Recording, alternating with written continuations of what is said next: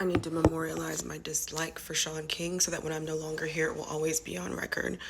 So I joined a group that Shaun King started called Justice That's All in 2015, 2014, 2015. I agreed to be the head of my local chapter. At the time, I was still living in Georgia, so this would be the Macon Warner Robins chapter. We all agreed that we were going to donate a certain amount of money to the organization in order to get all of our paperwork filed for us to become an official nonprofit. We also agreed that no money would be spent in the organization without having a vote on it. We did all of our communications through Slack. We initially met in a Facebook group, and then he created a Slack for us to communicate on. I made a request for a certain amount of money to fund a protest that I was planning in Macon. Shortly before the protest was set to go forward, he approved the request, and shortly before the protest was set to go forward, Justice That's All just disbanded.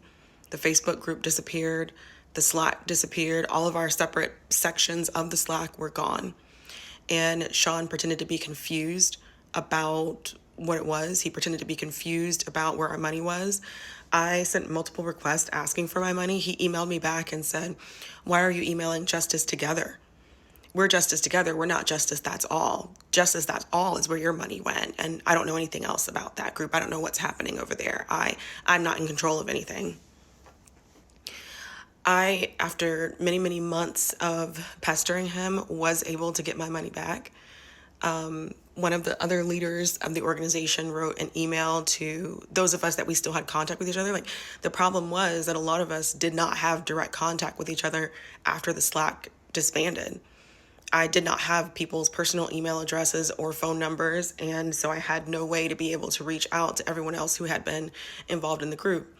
But one woman, Ebony, who did have my information, included me in an email with other people who were also involved and apologized to us because she felt like she should have spoken out earlier about issues that were happening, the things that she saw with him. And she was hoping that we'd be able to get together and get our money back. I was eventually able to get my money back in late 2015 after he kept denying that I had paid any money to the organization. He kept trying to say that Justice That's All and Justice Together were two completely separate entities, and he had nothing to do with Justice That's All. The email conversation was very, very weird. I do think the only reason why he eventually did give me my money back was because I'm a lawyer and I was willing to take it there.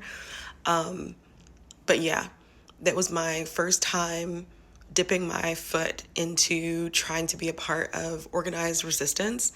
And so it was a long time after that before I was willing to get involved again because I just felt so burned by the whole situation. And while some people say, "Oh, he's a good leader,"